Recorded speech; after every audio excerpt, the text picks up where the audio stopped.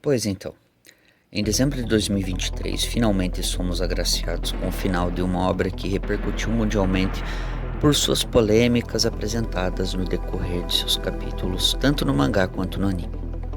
Ataque dos Titãs, obra do mangaka Hajime Isayama, se tornou um marco nas obras nipônicas, assim como foi com Naruto, Dragon Ball, One Piece, Bleach e por aí vai.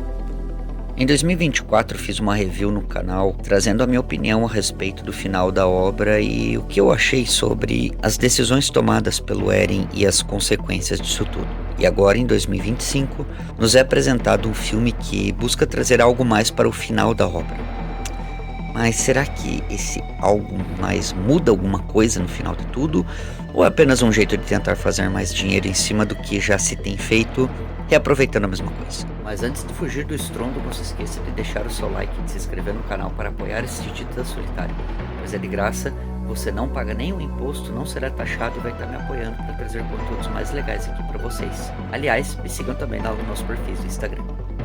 Link aí no bolso. Assim como citei alguns pontos importantes no vídeo sobre o anime, gostaria apenas de passar brevemente sobre tais fatos que também aparecem no filme, que são guerras e erradicação da humanidade, propósito no sacrifício, as motivações do Eren e, claro, o que eu acho disso tudo. Ai, Chaves, mas o que é esse filme afinal? Nada mais é do que uma junção do penúltimo e do último episódio da obra, dividido em 5 capítulos e com o título Attack on Titan: The Last Attack.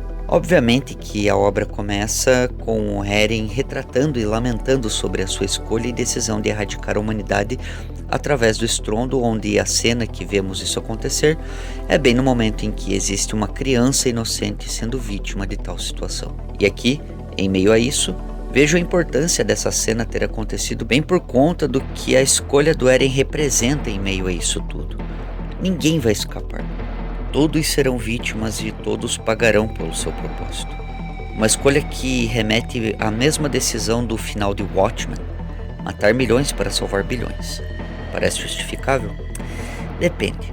Essa opinião pode até ser um tanto delicada e difícil de expor e ser debatida assim de forma tão aberta, pois quando uma decisão que envolve sacrificar a humanidade ou vidas em geral precisa ser muito bem argumentada e explicada. Berserk fez isso muito bem no arco do Eclipse. Vingadores no cinema deu o seu propósito de como isso seria justificável. The Authority é uma obra que também desenvolve arcos com consequências colossais. Invencível também trabalha questões que comprometem a raça humana. E Ataque dos Titãs também desenvolve isso bem. Bem, o problema de tudo, como eu já havia falado e que destrói a grandeza da obra, é o fato de que certos pontos das viagens no tempo serem o meio de justificarem algumas consequências relacionadas à obra. Tanto as escolhas do Eren ter dado início ao estrondo e a erradicação de 80% da raça humana, sendo esse um meio de trazer um reset no planeta, e a sua população ser a única sobrevivente para dar continuidade com a reconstrução de um novo mundo. Apesar de esse ainda assim ter sido um fardo que o Eren escolheu carregar, ele nos lembra de personagens que também precisaram fazer uma escolha catastrófica em prol de um bem maior.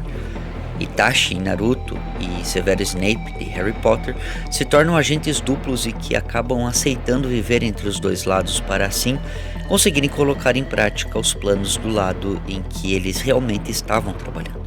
Snape teve que tirar a vida de alguém que ele tinha enorme consideração, por amor e compromisso ao seu real propósito.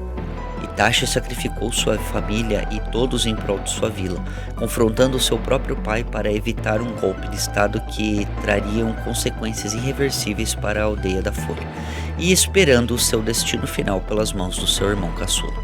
Lelouch, de Code Geass, se tornou um grande tirano com o propósito de criar um novo mundo através de um plano altruísta que viesse custar a sua própria vida. E Eren escolheu a erradicação como meio de tornar o seu povo o herói de sua escolha, manipulando a mente de todos os seus amigos com sua habilidade de viagem no tempo, mesmo com medo de tais consequências e sabendo o que acabaria causando a si próprio. Mas claro que isso não vai ser encarado de uma forma aceitável por todo mundo. Como eu disse, essas decisões são assuntos difíceis de serem trabalhados. Para quem entende o peso disso e compreende o que significa, pode acabar sendo rotulado de genocida ou algo parecido, pois como Eren havia aceitado seguir com o plano do estrondo e explicar isso em suas conversas com Armin, Mikasa e os demais integrantes da tropa de exploração, fica claro que mesmo que sua escolha de seguir com o plano acabe o matando, ele aceita esse propósito em prol do seu povo, do qual ele lutou ao lado por todos esses anos.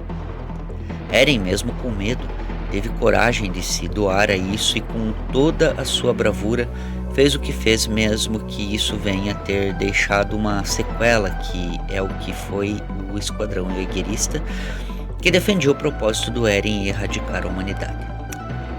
Mas se a gente for ver, na nossa história alguém meio parecido também fez algo semelhante, erradicando pessoas de várias etnias, filosofias e religiões em prol de algo completamente inaceitável em nosso mundo.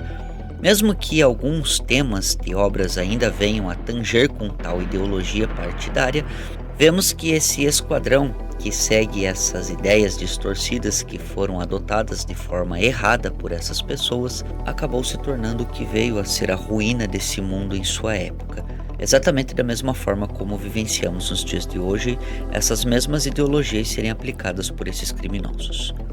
Um pouco estranho e controverso, claro, mas o que Hajime Isayama quer nos deixar com esse final é que por mais heroísmos e sacrifícios que a obra venham trazer, sempre irão existir ideias que distorçam essas percepções do mundo perfeito, provando que nunca chegaremos nessa utopia. O mundo não mudará de uma forma assim tão simples.